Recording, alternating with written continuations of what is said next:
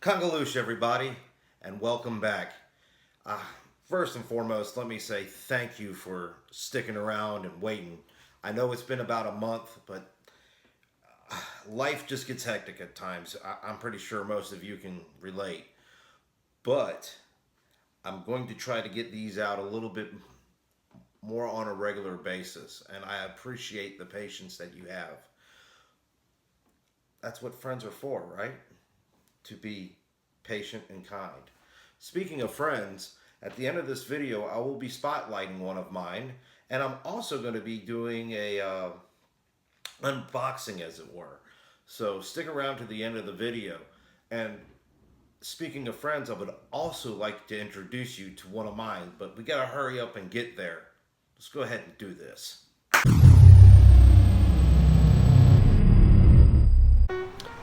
Ladies and gentlemen, boys and girls, it is my honor and privilege to introduce you to my biggest friend, Mr. Hugh Mungus. Now, me and Hugh, we go way back. In fact, he was born in '77, which makes him a year younger than I am, and he always lets me know that when we come to the park. Kind of rubs it in a little bit. And biggest? Yeah, that is for sure. He stands about 45 foot tall. He doesn't mind talking about his height or anything like that. Let's not bring up his weight.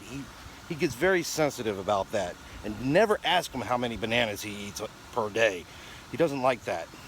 Now that we're out of earshot of old Hugh, I'll go ahead and let you know he weighs about 11,000 pounds. And he's been standing tall here in this position even before it was known as Ocean Breeze Waterpark. At that time, it was known as Wild Water Rapids. He has had a few updates through the years, and he is looking pretty sharp. And now this once humbled park turned into a premier destination for locals and people out of state alike. It is now the home of over 30 different attractions. And it's sure built up over the years that it has been here. I think you guys are really going to like this place. And all around the park you have these height check signs that let you know if your child is tall enough to ride these certain slides and attractions. Yeah, I think I'm good to go on everything. I may be short, but I'm not that short. A couple of key tips here. If you want to use a GoPro or a hands-free device, it's strictly prohibited. I've already talked to guest relations. It's only being able to be used on 2 of the 30 attractions here, which is the Lazy River and the wave pool. So, I don't even think it's worth bringing. The second key tip is they only allow bottled water here. They don't allow any outside food or any other beverages. So I wouldn't even pack a big cooler. Just bring a couple bottles of water and that's it. Because if you do bring it up to the front, they'll take it and they'll pretty much throw it away and do whatever they do with it. So let's continue on. And as soon as you walk into the park, you are greeted with the sights, the sounds, and smells of summer. It's like walking in to a perfect beach day at a perfect resort. The ambiance here is just so relaxing. They got really cool little details, kind of like this. As you can plainly see, this is Hugh's stomping grounds. And sunglasses must have a way to stay attached to your face so it doesn't hang off, so you don't lose them. That's another key tip for you. As we approach the entrance to Jungle Falls, which will give us a very good overview of the park, I've got to say this is bar none the best themed queue I've seen for a water attraction. Technically this isn't a slide, it's like a mini white water rafting adventure type of thing, and it's just beautiful. As we reach the top, we are greeted by this magnificent waterfall. It's going with the theming of this awesome ride. I really like this one a lot. As you can see, the water just flows down. I'm not really sure where it goes. It might end up somewhere in the attraction itself, which is right over here. But as you can tell, this whole ride just kind of wings around. And there's nobody here early in the morning. It's really beautiful out here. There's the really good picture of the wave pool, which we'll be getting into moments. We'll be getting. It's about 97 degrees outside right now.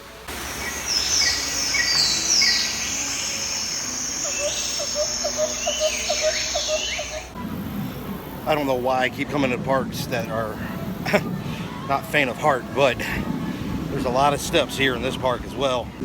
But it's absolutely worth the climb to get to this vantage point. This is now the back side of the park, which was originally the front. And these attractions here replaced the 3 mat slides that they had here in the early days. But we'll talk about this a little later. Now, this area here that's off to the side of the wave pool are for preteens, for kids that are too short to go on the adult attractions and too tall to go into the kiddie side of everything. Now, I love these 4 drop slides here, and these green ones right here are very reminiscent of something very familiar to me. Now, these slides here really remind me of the slides that were at River Country at Walt Disney World. Now, just to give you a better vantage point of the drop slides, this one here is the straight chute, and this one coming up on this side is kind of curves. This one's a little fun, a little bit slower, but it's still a massive, like 10-foot drop at the end. But this guy over here, this is the faster of the two. This one's a blast. I mean, it's like a cannon. As we stand along the edge of this 1,000,000-gallon wave pool, off to the side you see these cabanas. Now, these cabanas are really, really nice, and I think we should go over there and check them out. Now, these cabanas are 10 by 10. They have cushioned seating. Each guest that is involved with this gets a free bottle of water. It has flat screen TV, fan. You're able to close it up and get a lot of shade and privacy, just kind of like this over here, where you shut the curtains. And a great place to take a nap or read a book or anything like that. So let's continue on. And directly behind the cabanas you have eateries like this one here, Shipwreck Subs. The hurricane fries are really good. And right next to the Shipwrecks is Scallywag Bar. They serve alcoholic beverages, but that opens up later on in the day. And as we walk down a little bit further, you have a snack shop. I believe it's called Polly Wants a Snack. And you can get snow cones, turkey legs, popcorn, things of that nature. But let's go ahead and take let's look at the menu real quick. Prices here are really not that bad. So, Polly Want a Snack is a good place to go. And they just keep up with the beach theme, and I absolutely love that. Oh, and by the way, they have life vests for the kids and people that are not strong swimmers right here, and they're all throughout the park. So even if you're not a strong swimmer, you can come to the park and still enjoy the water and some of the attractions. Well, gang, it's time to get wet. I just love this zero entry wave pool. It's like walking straight from the beach into the ocean. So let's do this. As you can see, the right hand side has a little bit stronger waves, so this is going to be our entry point.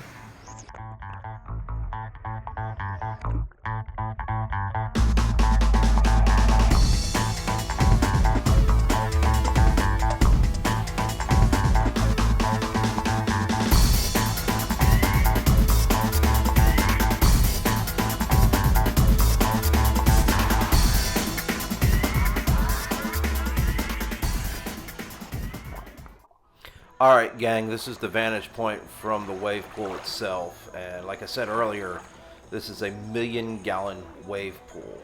And what I'm going to try to do now is I'm going to try to get some underwater shots of the machine that actually creates the waves.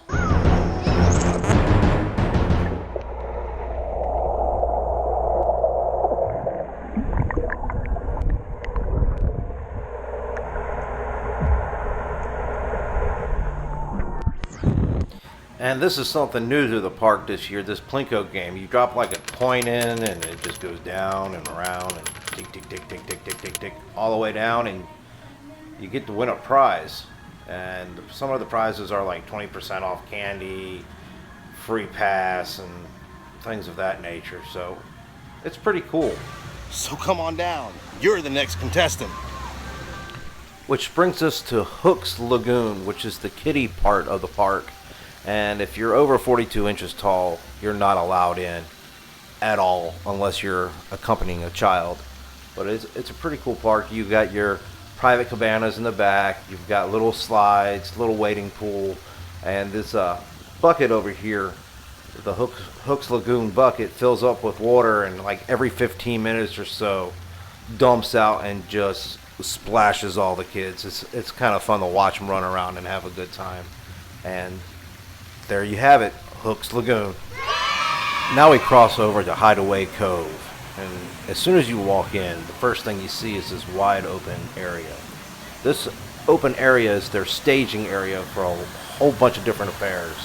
They have annual pass holder events, they have vendor promotions, they set up for live musical acts. In fact, they're actually setting up for one for this evening, which is pretty cool. So let's continue. And directly across from the opening of the Lazy River is River Runners Bar and Grill.